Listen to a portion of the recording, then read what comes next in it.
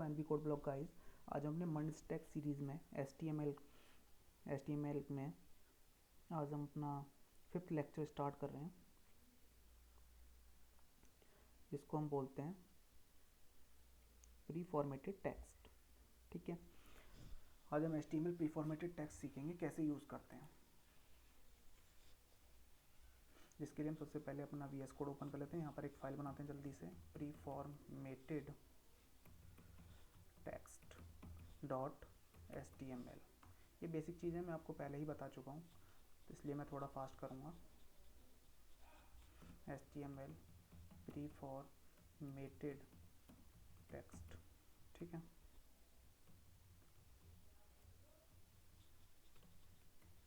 हम यहाँ पर यूज़ कर लेते हैं HTML, हेडिंग बना देते हैं इसको HTML प्री फॉर्मेटेड टेक्स्ट। ठीक है, अब देखो मैं आपको बताता हूँ प्री फॉर्मेटेड टेक्स्ट का यूज़ क्या होता है।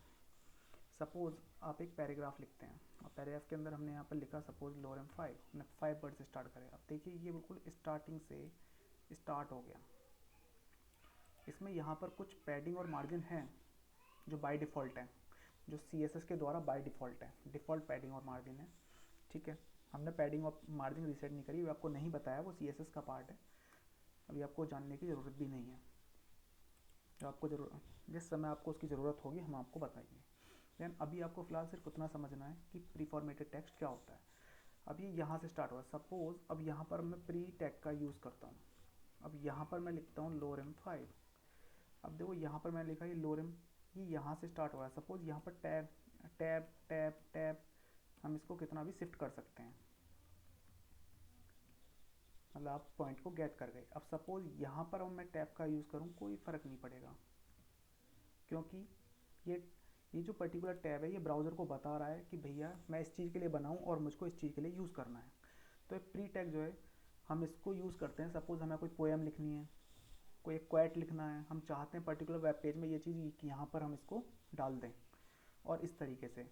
और ये जो इसकी जो फॉन्ट फैमिली होती है, जिस फॉन्ट का यूज़ कर रहा है ये जिस फॉन्ट का यूज़ कर रहा है प्री टैग के अंदर, अगर हम कोई भी चीज़ लिखते हैं तो वो कोरियर फॉन्ट फैमिली का यूज़ करती है। ठीक है, सपोज जैसे मैं आपको बताया था कोरियर फॉन्ट फैमिली क्या होती है। जैसे यहाँ पर हम लिखते हैं फॉन्ट, सपोज यहाँ पर हमने लिखा प्री के ऊपर लगा दो फॉन्ट फैमिली। अब यहाँ पर देखो ये रहा सबसे ऊपर है कोरियर। अगर मैं कोरियर लिखूँगा, ये कोरियर फॉन्ट फैमिली है,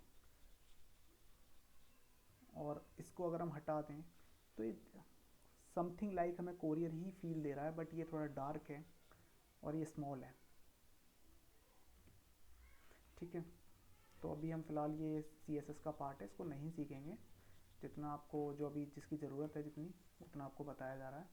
तो यहाँ पर हम प्री टैग का यूज़ आगे समझ लेते हैं। अब सपोज जैसे मैंने यहाँ पे स्पेस दे के फिर दोबारा लोरेम 5 लिखा, तो देखो फिर इसने स्पेस भी यहाँ पर ही ले रहा है, जबकि पैराग्राफ के अंदर स्पेस नहीं लेता है और टेक्स्ट के अंदर। हम यहाँ पर हमने ये प्री टैग का यूज़ सीख लिया। सिर्फ प्री टैग में इतना ही है, इससे ज़्यादा कुछ नहीं है। So thank you for watching this video. Channel को सब्सक्राइब करें, वीडियो को लाइक करें और कमेंट करें। Please follow my website nbcodeblog.github.io, link आपको डिस्क्रिप्शन में मिल जाएगा। If you have any concern then contact me by mail और कमेंट। Thank you.